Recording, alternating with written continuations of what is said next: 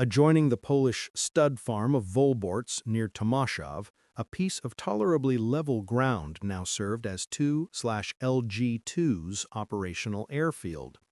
Like other close combat aircraft, such as the Stukas and fighters, the Henschels had moved forward after a few days to emergency bases in Poland to keep up their flying artillery support of the swiftly advancing ground forces. The Wolborts strip had been chosen by a well-tried method. If a car could be driven over a piece of ground at 30 miles per hour without too many bumps, then it would also do for the Henschel 123s. 200 yards was all they needed. Early in the morning of September 9th, just one aircraft, a Fieseler Storch, took off and headed for Warsaw. This was the CO, Major Spielvogel, who for some days had made it his practice to go and investigate the frontline situation for himself. After that, his squadrons could join battle with clear instructions. Today, with the tanks about to push into Warsaw itself, his reconnaissance seemed all the more necessary. Flying low along the main road, the Storch reached the city, Corporal Bzura sitting at the controls to let Spielvogel concentrate on his observations.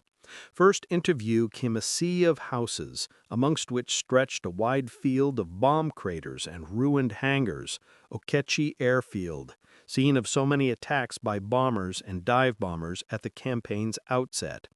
Already beyond this, heading for the districts of Mokotów and Ochota, Spielvogel spotted the vanguard of the German armor. Directing Bzura to fly on ahead of it, he began looking for prospective targets such as camouflaged gun positions, pockets of resistance, or barricades. Suddenly, he located a battery of light flak protected by the embankment of the Warsaw-Radom railway. In the same moment, it opened fire on his Storch.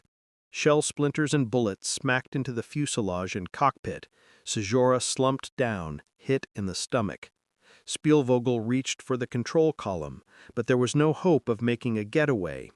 All he could do was try a forced landing on the street below, right in the middle of the Polish defenses and perhaps 600 to 700 yards ahead of the German vanguard. Despite continuous fire, he managed to do it without crashing. Leaping out, he ran to the other side and pulled out his wounded pilot just before the machine burst into flames. Then he too sank to the ground, hit in the head. Shortly afterward, the advancing troops found both airmen close beside the burnt-out wreck of their plane. Spielvogel, a reserve officer universally loved for his paternal nature, was dead. In his place, as leader of the Gruppe, Richthofen appointed the CO of 4 Squadron, Captain Otto Weiss. Meanwhile, 4 Panzer Division, in accordance with orders, had pushed deep into the built-up area. With his very limited force, Lieutenant General Reinhardt straddled 3 roads from the south and southwest, leading to the suburbs of Mokotów, Ochota, and Wola. As on the previous evening, the Germans met bitter defensive fire. It came from dugouts and other prepared positions which the Poles had reinforced and barricaded during the night. Clearly, they had no thought of yielding their capital without a struggle. But still the attack gained ground, the tanks in the van, the shock troops in their wake. Then all at once there came a whine of shells, which exploded on all sides of the approach roads. There could be no doubt the Poles were firing from the east bank of the Vistula, from batteries in the suburb of Praga. To break up the German attack, their shells were deliberately aimed at the western part of their own capital. They clearly intended to defend it at all costs, even the cost of their own dwelling houses. There could be no more talk of an open city. It was the signal Richthofen's close combat formations had been waiting for. At their forward bases of Częstochowa and Kruszyna, the Stukas taxied to the runway. Colonel Schwarzkopf's STG-77 had just been reinforced by a new Gruppe, 3/STG-51, so that Richthofen now had 5 Gruppes totaling some 14 Stukas at his disposal. And it was 140 Stukas, type Ju-87B, that with perfect ground visibility took off for Warsaw.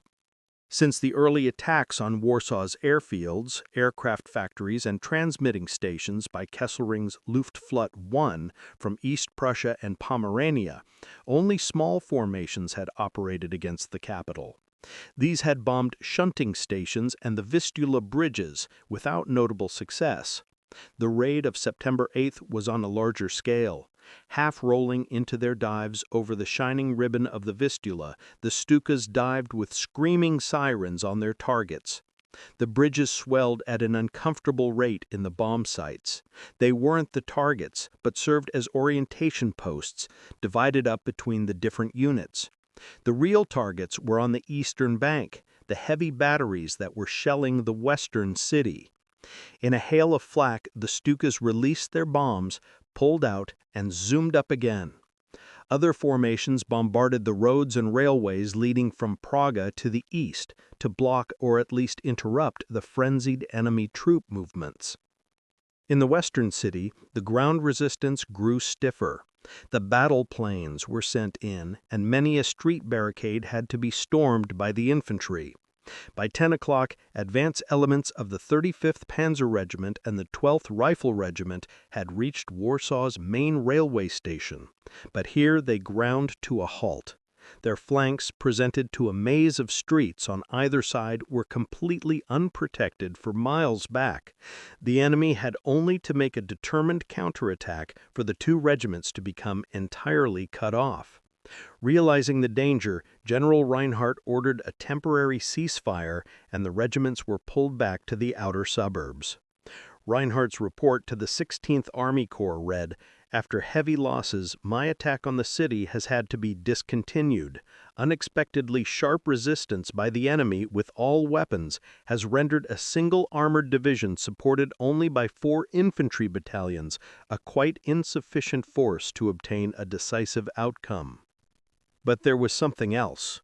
Far in the rear of the overextended 16th Army Corps, a development had occurred that no one had reckoned with, serious enough for the Luftwaffe, much against Göring's will, to suspend all operations against the city. It had to fly to the help of the 8th Army, dangerously threatened far to the west. What had happened was this: the furious advance of von Reichenau's 10th Army to Warsaw and the Middle Vistula had made it extremely hard for its northern neighbor, Blaskowicz's 8th Army, to keep up.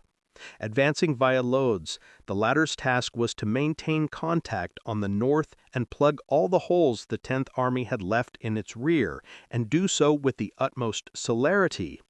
But the 8th Army consisted at the outset of only 4 infantry divisions, and the more it stepped up the rate of its advance, the less it was able to protect its own northern flank. The danger was all the greater inasmuch as just to the north of it was a Polish force of equal strength, proceeding in the same direction. Both were headed east, to Warsaw and across the Vistula. It was a collision course. The colonel of this Polish force was the Army of Posen. Till now it had scarcely been in action, the German lines of advance having bypassed it to the north and south.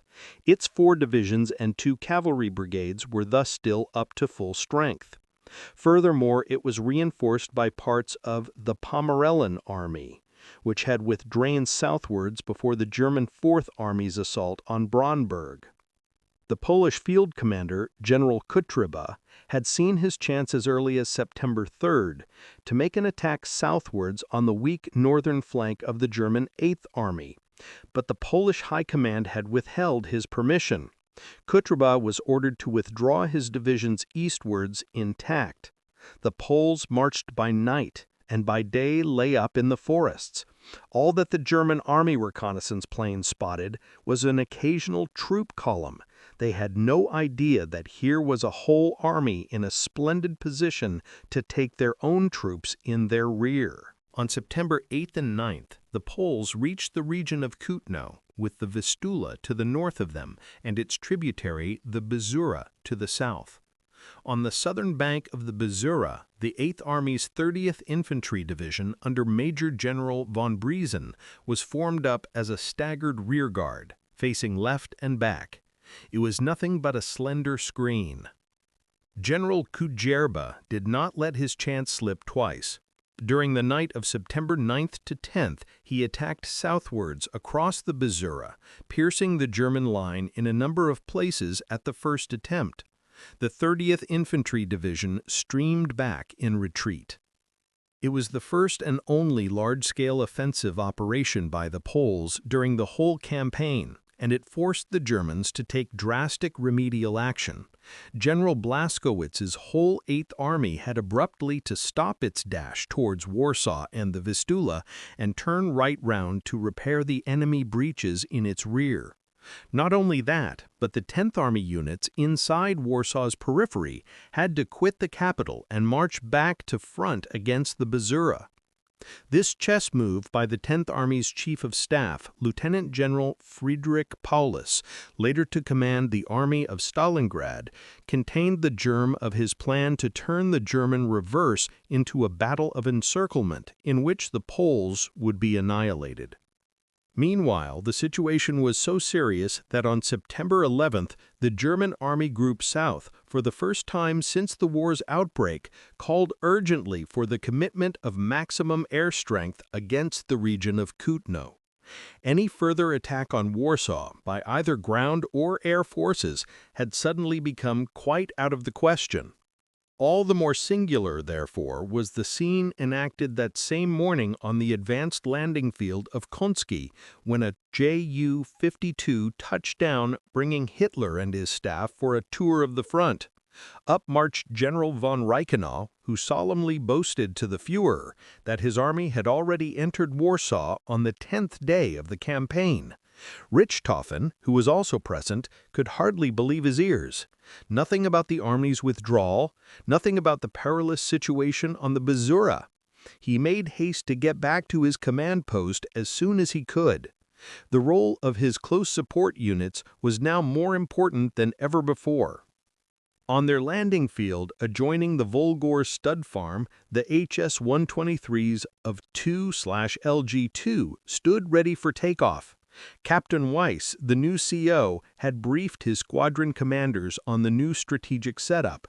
The mission: low-level attacks on enemy columns near Piatek and Bilawi south of the Bzura. The Polish advance must at all costs be halted. For the biplane battlers, the target this time would hardly be difficult to find. It was a whole army storming to the south. With 10 days' war experience behind them, the Henschel pilots had discovered what their main weapon was. It was not the brace of 100-pound bombs they carried below the wings, nor was it the 2 machine guns atop the engine. It was something much more subtle, the psychological effect of the frightful noise made by the air screw at certain revs. Optimum RPM for this were 1800. A glance at the instruments, and they could be achieved. The planes then went down, emitting a sound like heavy machine gun fire. So attuned, the Henschels now dived down to 30 feet above the enemy, spreading panic and terror in their train. Men and horses broke their ranks. Vehicles crashed together into inextricable knots. Hardly any column escaped being dispersed. The strange thing was that the battle planes could not risk firing a shot. Their machine guns were designed to fire through the air screws, but at these high revs they would shatter them in pieces. All the same, these obsolescent open-cockpit biplanes achieved results that, measured by the number of bombs they dropped, were astonishing. Not that 2LG2 carried the flag alone. From their new airstrips round Radom, several Stuka formations delivered precision attacks throughout the Kutno area. They wrecked the Bzura bridges, tore up the roads, and wreaked havoc on the advancing columns of armor and vehicles. Even the long-range bombers, which in the previous few days had chiefly been engaged in attacking rail and industrial targets far to the east of the Vistula, were brought into the battle. Mainly concerned was one air division under Major General Grauert. At the outset of the campaign, this had operated from Pomerania with the Luftwaffe 1, but at the end of the Tucheler Heat fighting, it had been transferred to the 4th Air Force in Silesia. KG-1, Lieutenant General Kessler, KG-26, Colonel Seeberg, and KG-4, Colonel Fiebig, now bombed the enemy in waves. Such an air assault could not be withstood for long. After 2 days, the Polish advance south of the Bzura had been broken, and the crisis of the Eighth Army was over. Incidentally, the Army contributed to a breach of Luftwaffe security. At the express request of Army Group South, a regiment of airborne troops belonging to the High Command Reserve was transported in Ju-52s and thrown into the battle north of Lodz. They belonged to a force that the Luftwaffe had built up under the strictest secrecy. Known as 7 Air Division, they comprised both airborne troops and paratroopers under the command of Lieutenant General Kurt Student. At its base in Liegnitz region, 7 Air Division lay at instant readiness to carry out a number of operations behind the enemy lines that were successively planned for it, the first at Dachau, the second to take the Vistula Bridge at Puławy, the third to create a bridgehead on the Saône at Jaroslav. But each time the orders were cancelled at the last moment, on the second occasion when the parachutists were already embarked and about to take off. It seemed that the High Command was not yet ready to disclose its possession of this secret weapon. All the more incomprehensible, therefore, was the commitment to the Bzura front now of the division's only air landing troop, IR-16, under Colonel Kreising. Student dubbed the order the start of 7 Air Division's sellout. The paratroopers themselves were kept back. All they did instead was to garrison airfields and headquarters in the Polish communications zone. As Student said, we might as well have spared ourselves the effort of training them. During the night of September 11th to 13th, General Kutrzeba, the Polish commander, had to withdraw his divisions back across the Bzura, and this regrouping became the new center for attack. The German encirclement was not yet complete, and during the next few days the Poles tried to break through it eastwards towards Warsaw and Modlin. As the battle flared up in different places, the Luftwaffe again kept up a constant succession of attacks with hundreds of planes, culminating in the uninterrupted low-level attacks of September 16th and 17th. This time, even a long-range fighter Gruppe from East Prussia took part. This was Major Grobmann's I/LG-1, whose twin-engined Me-110s had fought the majority of the air-to-air battles over Warsaw at the start of the campaign. Now it was allocated a narrow strip of front from the Bzura-Vistula confluence to Gabin. Grobmann limited each squadron to just 10 minutes over the target area. 5 minutes for approach, 5 minutes for withdrawal. But during their brief appearance, his men were ordered to use up their entire ammunition, machine guns and 20mm cannon alike. They didn't have to look for a target. It was everything that moved, on roads, tracks, fields, and clearings, wherever the remnants of the Polish army tried to force their way through.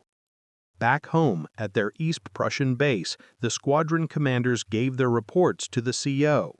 Grobmann silently looked into their faces, then voiced the general opinion. Oh, for a fair and decent dogfight. General Kutrzeba reported on the repeated Stuka and Henschel attacks on troop concentrations both sides of the Bzura and on the fords and field bridges across it, as follows. Toward 10 o'clock, a furious air assault was made on the river crossings near Wittkowitz, which, for the number of aircraft engaged, the violence of their attack, and the acrobatic daring of their pilots, must have been unprecedented. Every movement, every troop concentration, every line of advance came under pulverizing bombardment from the air.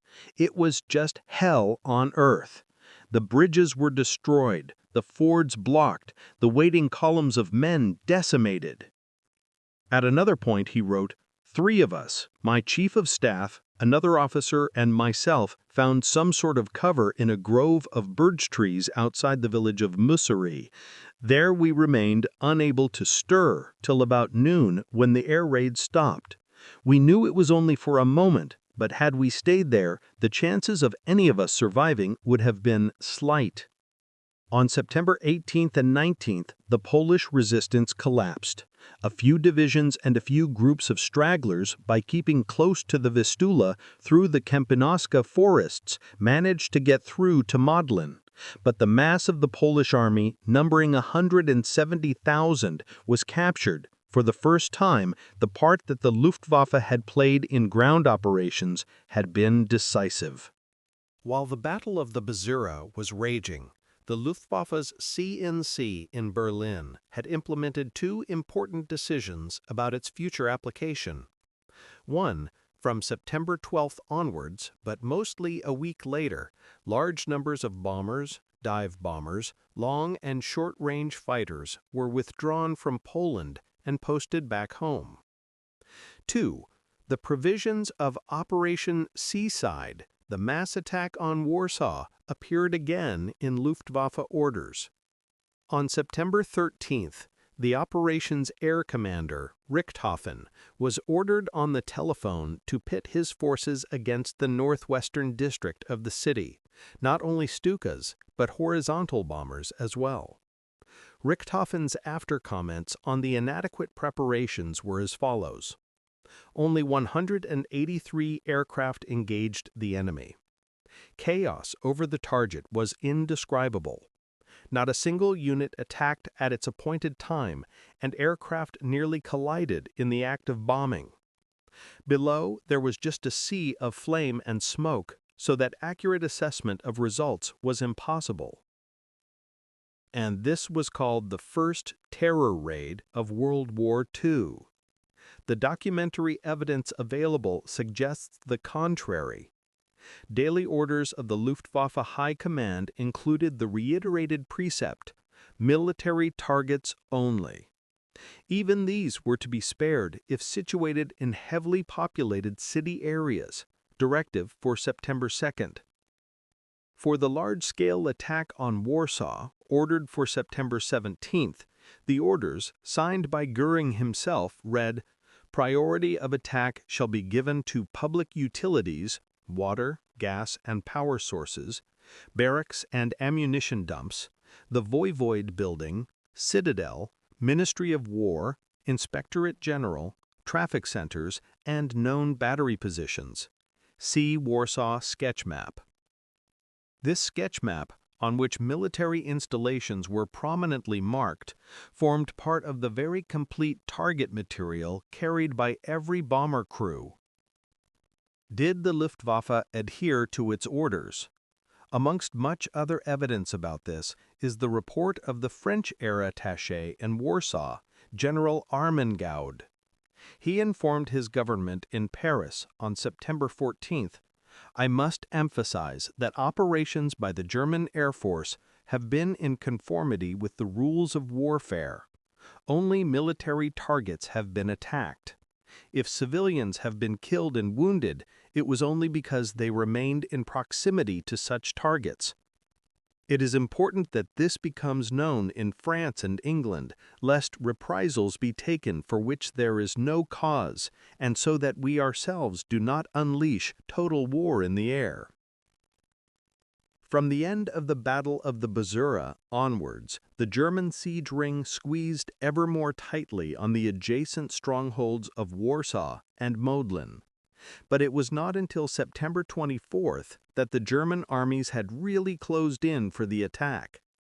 Attempts to persuade the Poles to give in without a struggle, to save useless bloodshed and the destruction of the city, had started 8 days previously. And when the German emissary returned without a result, a dozen HE-111s of 1/KG-4 set off in the afternoon of September 16th to fly over the capital. Acoustically supported by a heavy thunderstorm, they dropped 1 million leaflets. These bade the population quit the city within 12 hours by the eastern exits, should the military commander fail to accept the ultimatum to yield it peacefully. Next morning, the Poles announced the dispatch of their own emissary to negotiate the evacuation of the civilian population and the diplomatic corps. As a result, the mass attack billed for the 17th by both German Luftwaffen was cancelled, but the Polish negotiator never appeared. On the very same day, the Russian army erupted into eastern Poland. It made Hitler press for speed. The Russians wanted to reach the previously agreed demarcation line, which included the Vistula at Warsaw, by October 3rd. By then, the Polish capital must be in German hands. The leaflet raids were repeated 4 times, on September 18th, 19th, 22nd, and 24th. 4 times, the Polish leaders were again notified that continued resistance was senseless and that responsibility for the consequent losses inside the city would be theirs alone. But the Poles did not respond. Instead, they set up fresh defenses, lined the streets with trenches, and turned dwelling houses into fortresses. Well over 100,000 troops barricaded themselves for the coming street battle. But first came the Luftwaffe's blow. From 0800 hours on September 25th, a grotesque scene was enacted over Warsaw. Besides the bombers and dive bombers unloading their deadly cargoes on the western city, there also droned over the houses 30 Ju-52 transporters laden with incendiary bombs, which 2 soldiers shoveled out from the sides in batches. Richthofen, to whom Göring had entrusted the conduct of the air operation, had available on that day no fewer than 8 groupings of dive bombers, totaling some 240 Ju-87Bs. But none of them could deliver incendiary bombs, and instead of the expected He-111 Geschwader, he was given only this one group of transport machines. The lumbering gait of the old Ju-52s made them easy targets for the Polish flak, and 2 of them crashed in flames. Furthermore, bombing with coal shovels was hardly a perfect method. Helped by a strong east wind, it led to a number of incendiaries landing among the crew's own infantry. At this, the staff of the 8th Army, forming the western sector of the siege circle, flew into such a passion that they demanded the instant cessation of all bombing. Despite the fact that only a few days previously the Luftwaffe had rescued this same army from its critical position on the Bzura, the latter wanted no help from it. The bombing, so argued General Blaskowitz, merely produced fires and smoke which masked the targets his own artillery wanted to shoot at. At 10 o'clock, there was a dramatic scene when Richthofen flew over to 8th Army HQ to try to straighten things out. Neither Blaskowitz nor von Brauchitsch, the C&C of the ground forces, paid the slightest attention to his evidence. Presently, Hitler himself strode in. Without moving a muscle, he listened to the arguments of the generals, then turned to Richthofen and said just 2 words: "Carry on." By the late morning, the great smoke cloud over Warsaw had risen to 10,000 feet and begun to drift slowly up the Vistula. Each hour, the bombers and dive bombers found it more difficult to locate their allotted targets, but the assault went on. An assault not on an open city, but on a beleaguered fortress. Not on the dwellings of civilians, but on a deeply staggered defense system manned by 100,000 soldiers. Since the event, it has been repeatedly asserted that the Luftwaffe smashed Warsaw with 800 bombers. In fact, the total of bombers, dive bombers, and ground attack aircraft that Richthofen could muster on September 25th came to little over 400. The rest had long since been recalled by Göring to the west. By making 3 or 4 sorties each, these 400 aircraft dropped 500 tons of high-explosive bombs and 72 tons of incendiaries on Warsaw. As night fell, the red glare of the burning capital on the banks of the Vistula could be seen for miles around. Warsaw bled from 1,000 wounds. Yet the Germans had made an honest attempt to spare both men and city. This fact cannot be disregarded by any objective review of the events. Next day, Warsaw offered its surrender, and early on September 27th its capitulation was officially signed. On both these last 2 days, the Stukas attacked Modlin, the last bomb falling at midnight on September 27th. Then here, too, the enemy could resist no more.